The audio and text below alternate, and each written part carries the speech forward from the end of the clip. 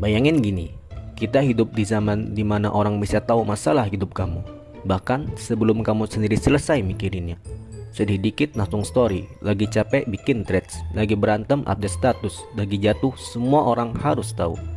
Fenomena ini sekarang dikenal dengan satu istilah, oversharing. Pada video kali ini kita bakal coba ngebahas oversharing bukan dari kacamata psikologi aja, tapi lewat kacamata Al-Quran. Khususnya sebagaimana dijelaskan dalam tafsir Al-Misbah, salah satu tafsir Nusantara paling berpengaruh di Indonesia. Karena ternyata apa yang hari ini kita anggap curhat biasa, dalam perspektif Al-Quran bisa jadi menyimpan problem etika yang cukup serius.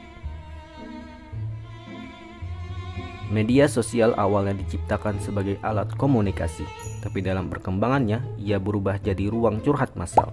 Oversharing bukan lagi sekedar berbagi informasi penting, tapi juga membuka konflik keluarga, mempublikasi luka batin, menyiarkan kekecewaan, bahkan mengumbar aib sendiri.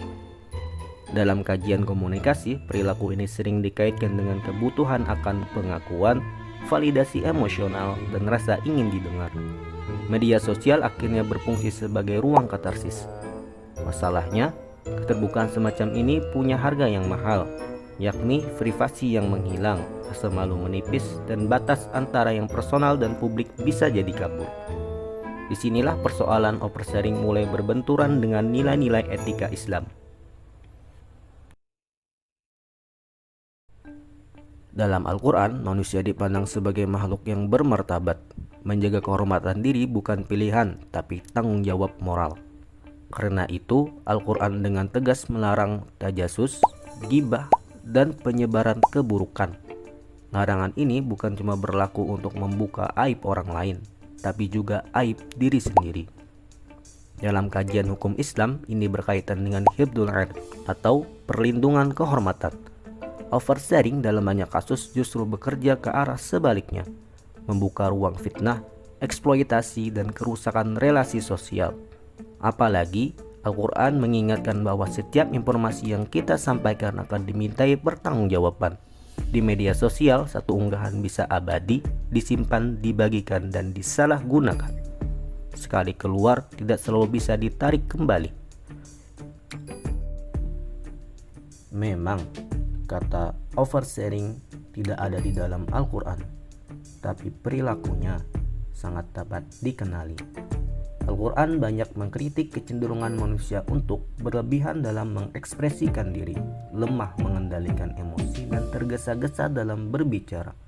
Islam tidak melarang ekspresi perasaan, yang dikritik adalah ekspresi tanpa kendali, tanpa pertimbangan moral, dan tanpa orientasi maslahat.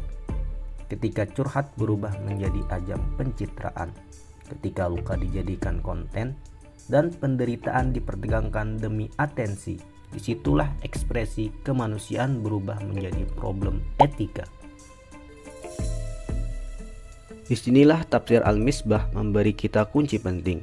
Dalam menafsirkan Quran Surah Al-Ma'arij ayat 19-20, Quraisy Shihab menjelaskan sifat manusia yang disebut halu'a, mudah gelisah dan mudah mengeluh.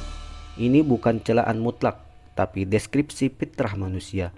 Masalahnya muncul ketika keluhan itu tidak bisa dikendalikan, tidak disertai kesabaran, dan tidak diarahkan kepada Allah Subhanahu wa Ta'ala. Di media sosial, sifat halu'a ini menemukan panggungnya. Keluhan yang dulu bersifat personal kini disiarkan ke publik. Status, story, dan video menjadi medium baru untuk mengeluh tanpa batas. Inilah yang hari ini kita sebut sebagai oversharing emosional. Quran Surah Al-A'raf ayat 5 menggambarkan manusia yang baru menyesal setelah semuanya terlambat. Dalam tafsir Al-Misbah, ini dibaca sebagai kritik terhadap sikap reaktif dan impulsif. Budaya digital sangat mendorong ekspresi instan. Apa yang dirasakan sekarang, langsung diunggah sekarang.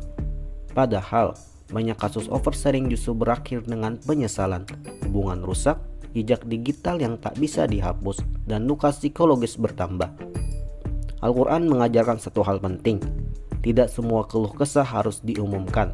Sebagian cukup disampaikan secara vertikal kepada Allah Subhanahu wa Ta'ala. Dalam tafsir Al-Misbah, komunikasi bukan sekedar aktivitas sosial. Ia adalah perbuatan bermoral. Setiap kata yang ditulis, setiap kalimat yang diunggah punya dimensi etis dan spiritual. Ketika media sosial dijadikan ruang membuka aib, mengumbar penderitaan dan mencari validasi, maka nilai hayya atau malu, ikhlas dan tawakal perlahan terkikis. Quraish Shihab berulang kali menegaskan, kedewasaan iman terlihat dari kemampuan menahan diri dan memilih diam. Tafsir Al-Misbah tidak datang dengan larangan kaku, tapi solusi yang membina. Pertama, menguatkan kesadaran bahwa Allah Subhanahu wa Ta'ala adalah tempat utama mengadu.